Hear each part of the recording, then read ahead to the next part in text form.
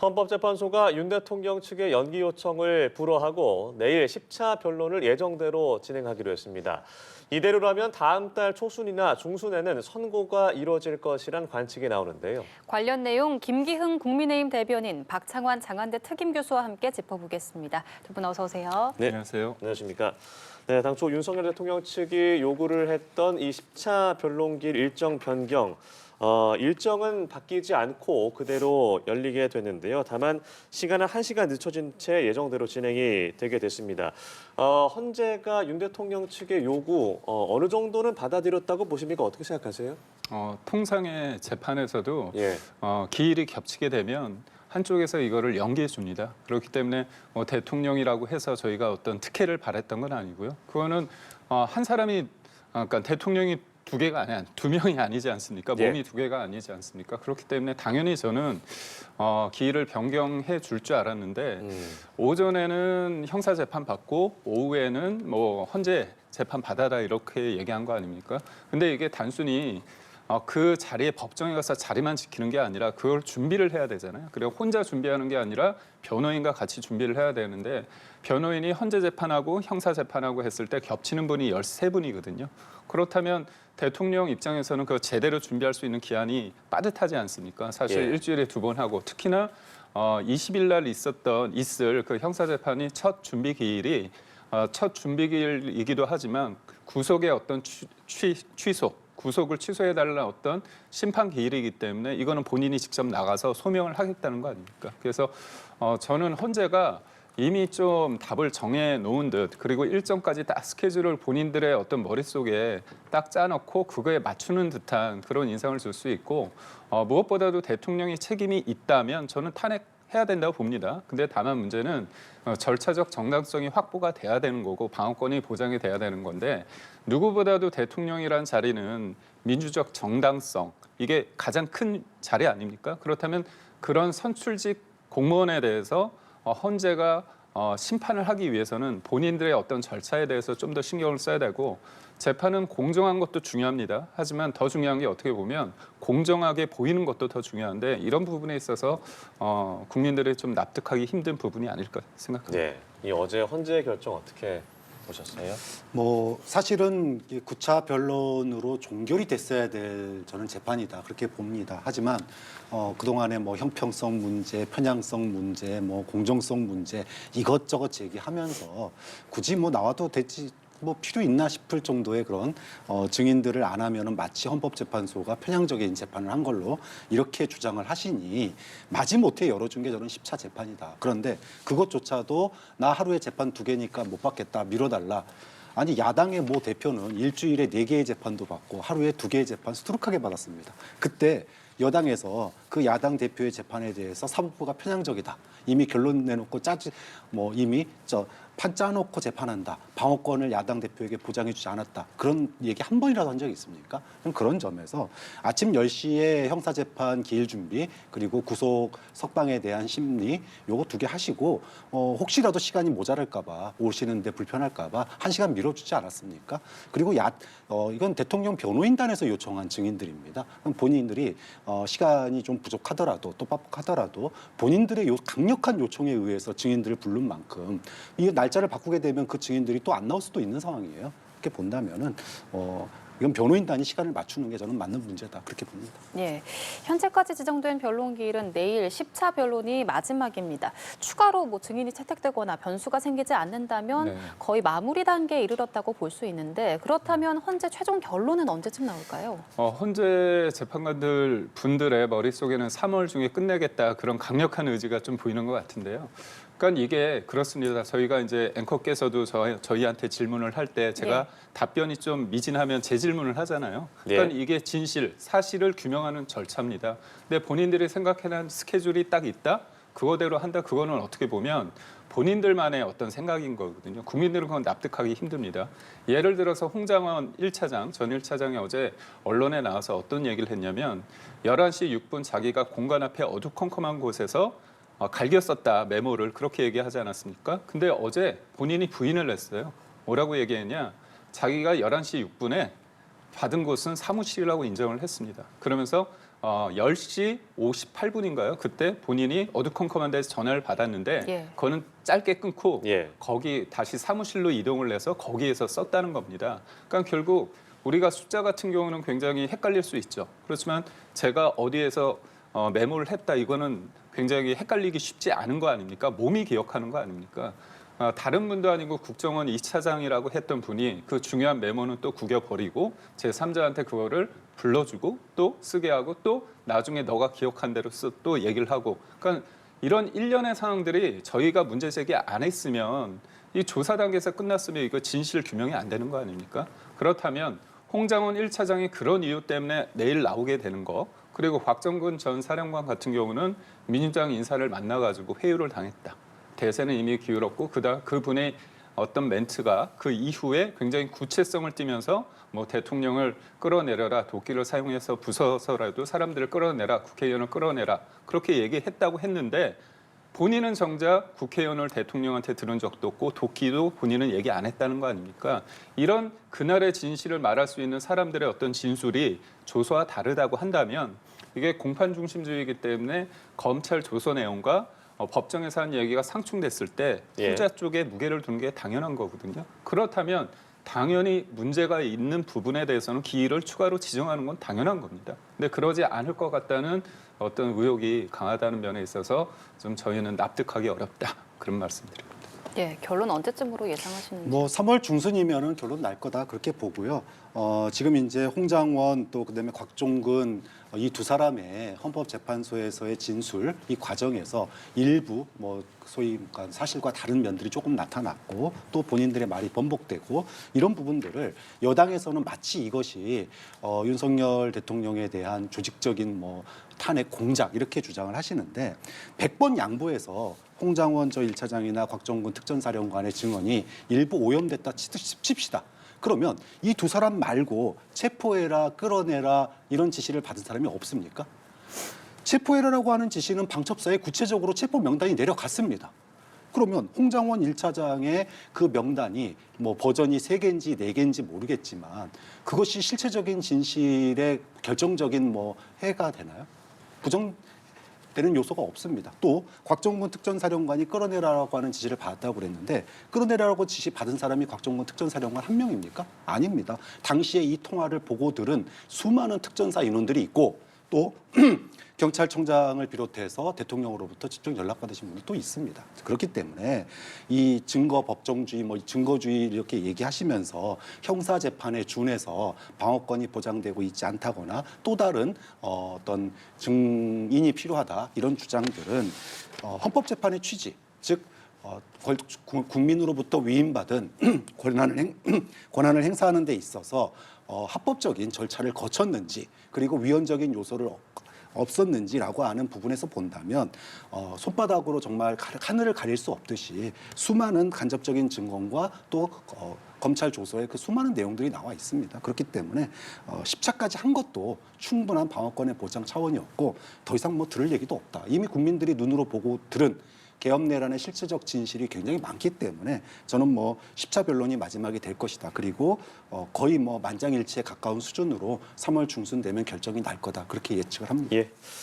내일 이 3시에 한덕수 국무총리, 5시에 홍장원 전 국정원 1차장, 7시에 조지호 전 경찰청장이 출석해서 증인으로 나서게 됩니다.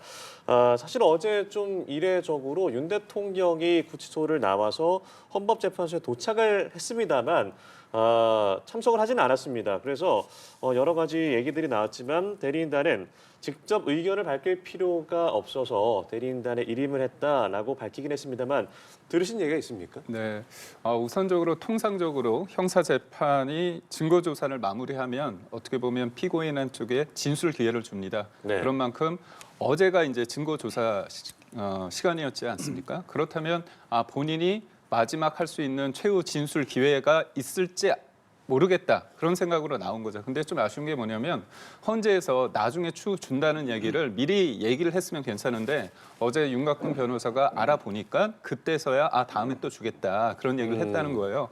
그래서 대통령 입장에서는 아무래도 이거는 서류 관련된 얘기고 어떤 증인이 구체적으로 얘기를 했을 때 본인의 어떤 생각과 그 진술이 상충이 되면 본인이 직접 질문하면 제일 좋지만 그거를 지금 헌재 재판관들이 막고 있기 때문에 변호인을 통해서 쪽지를 주거나 해서 그거를 질문할 수 있는데 네. 어젠 증인이 없지 않았습니까? 그런 차원에서 이제 본인이 여기 있을 이유가 없다고 생각한 면도 있을 것 같고요.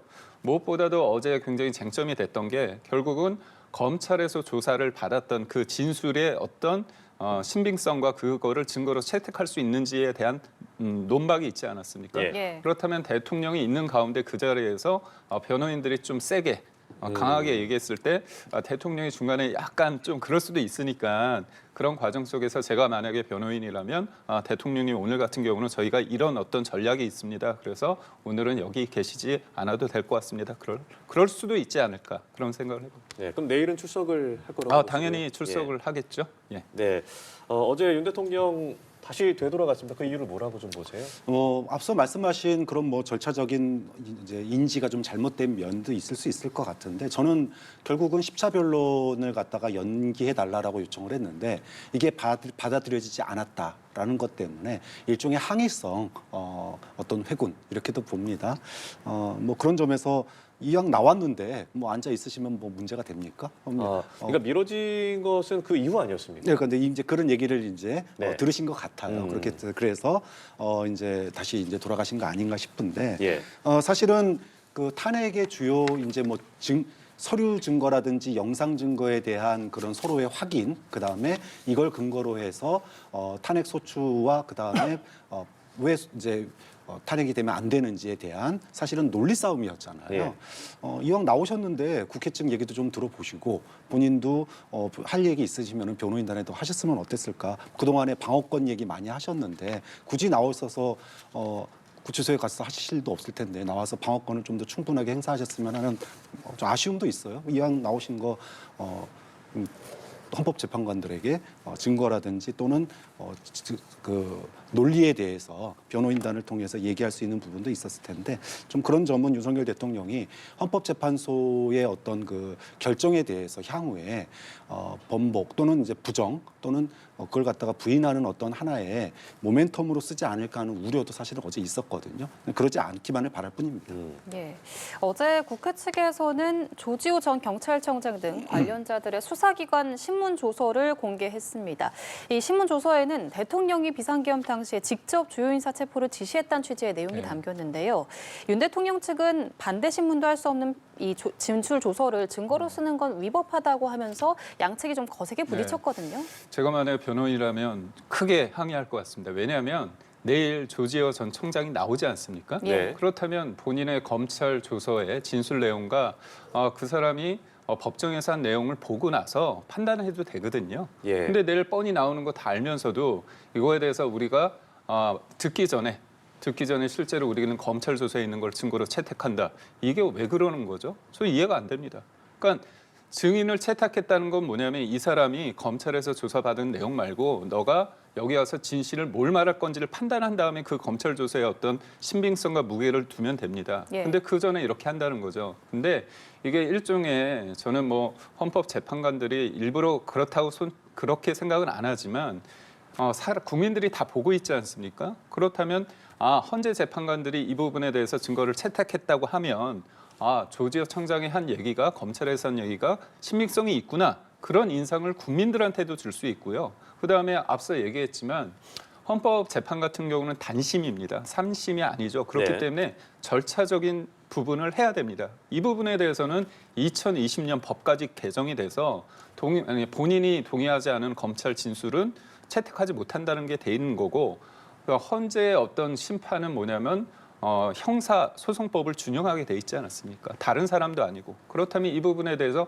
충분히 그거를 적극적으로 해석할 여지가 있는데도 불구하고 또 내일 나온다고 한데도 불구하고 이렇게 했던 부분에 대해서는 저는 왜 그랬는지 저는 이해가 되지 않습니다. 예, 이 사안에 대해서 어떻게 보고 계십니까? 검찰 조서를 증거로 채택하는 문제는 이미 4차 변론 때 평의를 통해서 결정된 바 있습니다. 예. 그렇기 때문에 그걸 이제 와서 9차 변론에서 이거 안 돼요라고 얘기하면서 변호인이 자리를 박차고 나가는 모습이 과연 어떻게 국민들에게 보일까? 또 다른 법 취지에 대한 부정 아닌가? 이런 이제 안타까움이 들고요. 검찰 조서를 갖다가 증거로 인용하는 것은 이미 이상민 장관 탄핵 심판 때 그리고 모 검사에 대한 탄핵 심판 때 헌법재판소에서 이미 전례로서 판례로서 이미 쌓여 있는 부분입니다. 그렇기 때문에 특히나 조지호 전 청장이 투병 중에 있고 그걸 핑계 이유로 해서 사실상 그동안에 2차례나 출석을 거부했고 또 내일도 모레도 10차 변론 때도 안 나올 가능성이 굉장히 높다. 이것 때문에 앞서서 제가 얘기했지만은 윤석열 대통령으로부터 직접 체포 또는 막아라 또는 끌어내라 이런 지시를 받은 주요 인사 중에 한 명입니다. 그분의 조서를 갖다가 증거로 채택하는 것은 너무나 당연한 일이다. 이걸 갖다가 증거로 채택하지 말라는 얘기는 손바닥으로 하늘을 가리겠다라고 하는 얘기이기 때문에 뭐 헌법재판소가 상식의 수준에서 법의 영역에서 충분히 판단할 문제로 보고 이거는 거의 뭐 헌법재판관들이 보수도 있고 진보도 있지만 그분들이 머리를 맞대고 회의한 결과 증거로 채택했습니다. 그렇기 때문에 이거에 대해서 이의를 제기하는 것은 불만이 있을지언정 이걸 부정하거나 이걸 갖다가 나는 승복 못하겠다 이렇게 할 수는 없는 거거든요. 좀 그런 점에서 헌법에 정하는 헌법재판소의 그런 그 결정 이런 부분들에 대해서 변호인단도 충분히 따를 의무가 있다고 봅니다. 예, 이런 가운데 명태균 사건이 다시 수면 위로 떠오르고 있습니다. 이 창원지검이 중간 수사 결과 발표 이후에 사건을 이제 서울중앙지검으로 이송을 했는데 야당 입장에서는 이 의혹 규명이 되기 어려운 상황이다. 특검 필요하다. 그리고 비상경과 연관성도 언급을 했고요. 이 여당은 제2요구권을 건의하겠다라고 맞서고 있습니다. 명태균 특검법 필요하다고 보십니까? 그러니까 이재명의 민주당, 이재명 대표께서 여러 가지 우클릭 행보하고 민생을 생각한다고 하시지만 결국은 반도체 특별법 우리가 속지 않았습니까? 52시간 예외 하겠다고 하면서 아니 이를 몰아서 하는 부분에 대해서 뭐가 문제냐 그런 질문 들었을 때 내가 이거 뭐라고 하기가 좀 그렇더라 얘기했다가 또 재계 인사 만나서는 52시간 예외 그렇게 꼭 해야 되느냐 그렇게 또 반문하셨어요. 그러다 급기야 어제 이제 반대를 한 거죠. 그러니까 제가 말씀드리고 싶은 건 뭐냐면 민주당이 할 수 있는 거는 딱 그렇습니다. 탄핵, 특검, 고발. 간혹 법을 만드는 건 이재명 대표의 사법 리스크를 줄이기 위한 위인설법. 이런 겁니다. 그러니까 제가 드리고 싶은 말은 뭐냐면 지금 대통령이 탄핵이 된 상황입니다. 직무 정지된 상황인데 또 대통령과 국민의힘의 어떤 인사들을 몰아가기 위해서 이런 어떤 특검까지 한다는 이 부분에 대해서 저희는 받아들일 수 없고 또 하나는 뭐냐면 작년 10월 11월 2달 동안 사실상 매일매일 명태균 씨의 어떤 녹취를 통해 가지고 공세를 벌이지 않았습니까?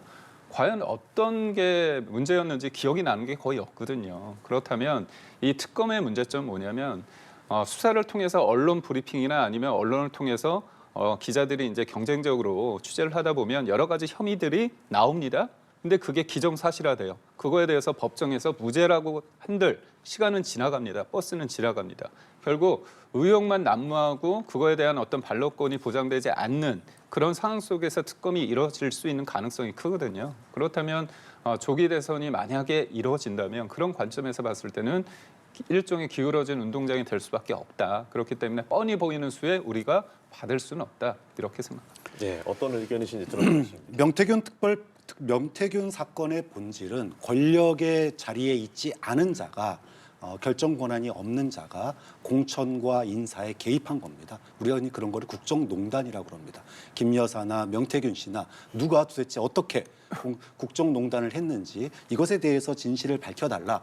이게 벌써 1년 가까이 돼가고 있는 사건입니다. 검찰에서 정식으로 조사한 것만 4개월입니다. 4개월 동안 제대로 된 조사가 결국은 중간수사 발표했지만 제대로 된 내용이 나오지가 않았어요. 그러면 앞으로도 할 가능성이 있느냐? 앞으로도 검찰의 의지가 보이느냐 이 부분에 있어서 굉장히 회의적이란 말이죠. 그런 점에 있어서 실체적인 진실을 밝힐 필요가 있다. 이것 때문에 계엄 이전에 윤석열 대통령의 지지율이 20%까지 떨어지지 않았습니까? 이 문제는 당연히 짚고 넘어가야 될 문제예요. 두 번째, 만약에 대선 이후에 정권 교체가 되고 난 이후에 명태균 특검법이 발의되면 당시 국민의힘이나 지금 여당에서 뭐라 그럴까요? 정치 보복이라고 할 겁니다. 정적 제거라고 할 거예요. 자, 검찰에서 권력 바뀌니까 이제 검찰이 권력의 개가 돼서 또 우리를 공격하는구나 이렇게 얘기할 거 아닙니까? 그러니까 대선 오기 전에 지금 윤석열 정부 하에서 검찰이 공명정대함을 보이고 또 특검을 통해서 실체적 진실을 밝히고 넘어갈 필요가 있는 거예요. 이게 정권 교체 이후에 수사가 되면 또 다른 정쟁으로 빠지게 됩니다. 좀 그런 점에서 여당이 지금이라도 이 명태균 특별법, 검찰이 제대로 수사를 하든 아니면 명태균 특검법을 통해서 이것도 뭐 민주당이 추천하는 사람 특검하자는 거 아니잖아요. 대법원장이 추천하는 사람 하겠다는 거 아닙니까? 좀 그런 점에서 그동안에 여당의 요구 사안이 거의 대부분 다 들어간 거다. 시기 따지면 정권 교체 이후에는 더더욱 못하게 되기 때문에 저는 지금 하는 게 맞다고 봅니다. 예. 한편 이 명태균 의혹과 관련된 인사들은 연관성을 강력하게 부인하고 나섰습니다. 오세훈 서울시장, 홍준표 대구시장이 의견을 밝히면서 신속한 수사를 요청했는데 앞으로 좀 중앙지검의 수사 향방에도 관심이 쏠리는 것 같아요. 오세훈 시장 같은 경우는 명태균 씨 포함해서 관련된 문제를 제기했던 분들에 대해서 고소를 했습니다. 그래서 오세훈 시장 측은 검찰의 중간 수사 브리핑을 통해서 아쉬움을 토로했어요. 왜냐하면 우리가 고소까지 했는데 이거 왜 안 하느냐. 나도 수사 받을 수 있다. 왜 부르지 않느냐. 그런 얘기를 했습니다. 그리고 또 하나는 문제가 뭐냐면 명태균 씨의 말에 대한민국이 휘청휘청 됐는데 사후적인 어떤 평가에 대해서 우리는 뒤늦게 그 사람이 얘기한 게 맞다고 달려드는 형국이거든요. 그렇다면 냉정하게 봤을 때 이 사람이 문제 제기를 해 오세훈 시장은 뭐냐면 본인이 여론조사를 해줬다는 거잖아요. 근데 오세훈 시장이 물었어요. 그럼 누구한테 전달했느냐? 그 기본적인 것도 답을 못 하고 있습니다. 그리고 명태균 씨가 뭐라고 얘기했냐면 오세훈 시장에 대해서 오세훈 자기가 왜 시장이 됐는지를 모른다. 이 얘기를 했습니다. 왜 했겠습니까? 그러니까 본인은 도와줬는데 오세훈 시장 모른다는 거 아닙니까? 그럼 그것처럼 하면서 본인이 다 만들었다고 얘기한다는 거 어불성설입니다. 그렇기 때문에 이게 참 보면 민주당이 여소야대 국면에서 명태균 씨가 본인들이 볼 때는 쓰임새가 있기 때문에 올라타는 거죠. 그래서 저는 둘 중에 하나를 선택해야 된다. 민주당의 아버지는 이재명인가 대표인가 아니면 명태균 씨인가 둘 중에 한 분을 선택해야 되는 상황이다. 그리고 명태균 씨 관련해서 여러 가지 부정적인 어떤 비판을 했는데 명태균 씨에 대해서 여론조사 본인은 안 했다. 여론조사 조작 안 했다고 하거든요. 근데 그 말은 부정하고 명태균 씨가 다른 얘기한 거는 또 선택적으로 맞다고 보는 겁니까? 그러니까 저는 모든 거를 취할 수 없습니다. 명확하게 명태균 씨의 입장이 뭔지 이 사람이 소위 말하는 선거 브로커인지 아니면 뭐 어떻게 보면 뭐 공익 제보자도 생각하고 있다고 하는데 본인들과 같은 편이면 공익 제보자를 할 수 있는 건지 저는 의문입니다. 예, 앞으로 어떤 부분에 대한 수사가 이루어질까요? 뭐 결국은 명태균 씨가 주장했던 것처럼 여론조사를 통해서 당내 경선이나 선거에 개입했는지 그리고 거기에 불법적인 돈이 관여가 됐는지 그리고 그것을 정치인들이 인지하고 있었는지 이런 부분들이 굉장히 큰 하나의 축이 될 거다 이렇게 보고요. 무엇보다도 본질은 김건희 여사가 공천과 그다음에 인사에 개입한 것이 있는지 이 부분이 가장 이제 핵심적인 부분이 될 거예요. 그걸 골자로 하되 그 외에 이제 주요 정치인들이 그동안에 거론이 됐기 때문에 그분들의 만약에 무죄라면 죄가 없다면 빠른 수사를 촉구를 하고 있지 않습니까? 그러면 특검을 받으시면 돼요. 검찰의 수사 속도가 느리다. 그러면 특검을 통해서 빨리 해결을 하면 되는 겁니다. 좀 그런 점에서 국민의힘도 실체적 진실을 원하시는 분들이 이렇게 많으니 빨리 특검을 처리하자 이런 말씀 드리고 싶습니다. 예, 이재명 대표 재판에 대한 얘기도 해보죠. 이재명 대표의 대장동 사건을 맡은 이 재판부가 이번 법원 인사에서 모두 교체가 될 전망입니다. 교체가 된다고 하면 이 증거 조사 내용을 다시 검토하거나 좀 심리 시간이 좀 더 길어져서 1심 선고의 기간이 좀 더 늦춰지거나 이런 변수들이 있을 것 같은데 이번 이 인사 재판부 교체 어떻게 좀 보세요? 사실 뭐 어떤 인사 처리이기 때문에 본인이 원하면 제가 볼 때는 가능한 것으로 알고 있습니다. 근데 좀 안타까운 건 뭐냐면 지금 이거를 재판부를 담당하는 판사님께서 위증교사 관련해서 1심에서 무죄를 좀 선고하셨거든요. 물론 이제 1심이기 때문에 어느 정도 의미를 둬야 될지 모르겠지만 제가 볼 때는 좀 납득이 안 간다. 왜냐하면 위증을 했던 사람은 자백을 했는데 그 사람은 유죄고 위증을 교사했다는 사람은 무죄지 않습니까? 그리고 저희가 30분짜리 녹취를 국민들이 들었는데 과연 그게 진실을 말하게끔 한 건지 아니면 위증을 교사하는 듯한 느낌을 주는 건지 그거는 이제 항소심에서 밝힐 텐데 이분의 이 재판 진행 과정을 봤을 때 대장동과 백현동과 모든 것들을 한 재판부가 다 가지고 있었습니다. 안 하겠다는 거거든요. 그래서 사실상 제가 볼 때는 대법원에서 이거를 가름말을 좀 타져서 빨리 몸집이 너무 크니까 뭐 증인들도 부르면 시간이 걸릴 수밖에 없지 않습니까? 그래서 좀 가볍게 사안을 좀 분리해서 하면 좋은데 이러다 보니까 만약에 조기 대선 국면이 됐을 때 국민들은 이재명 대표가 이렇게 수없이 말이 왔다 갔다 하는데 그리고 소위 말해서 이제 검사도 사칭하고 무고죄도 있고 이번에 뭐 위증교사나 아니면 허위사실 공표죄 관련해서 재판 중인데도 이런 분에 대해서 국민들이 이분이 말하는 것을 과연 믿을 수 있을지 우리는 판단을 하지만 그래도 법적인 어떤 판단을 받고 싶어하는 부분이 있거든요. 이럴 때 재판부가 어떤 지연된 정의는 정의가 아니다. 네. 그런 말이 있듯이 좀 안타까운 면이 있습니다. 네, 대장동 사건은 안 그래도 좀 더 늦게 걸릴 것이다라고 예견이 되어 있었습니다만 변수가 있을 것 같습니다. 뭐 큰 변수는 없죠. 왜냐하면은 대장동 재판 같은 경우에는 지금 아직 1심 결과가 나오려면 시간이 좀 걸릴 거다. 예. 그리고 만약에 대선이 치러진다면은 그 이유가 될 거다. 이렇게들 예측을 했기 때문에 지금 뭐 재판부가 인사철로 바뀌는 건 큰 영향이 없을 거다. 다만 이제 선거법 이제 2심 이게 네. 굉장히 제일 관건이잖아요. 그 재판부는 그대로 유지가 되는 걸로 알고 있습니다. 그렇기 때문에 대선 이전에 선거법 2심 재판 판결은 나올 가능성이 굉장히 높다. 그리고 그것이 지금 전국에 미치는 영향이 가장 핵심이기 때문에 예. 저는 이제 그 부분을 제외한 다른 재판들은 뭐 결국은 시간적인 흐름상 보면 이제 향후 어떤 정치에 큰 영향을 미칠 수 요소가 아니기 때문에 뭐 크게 볼 필요가 없고요.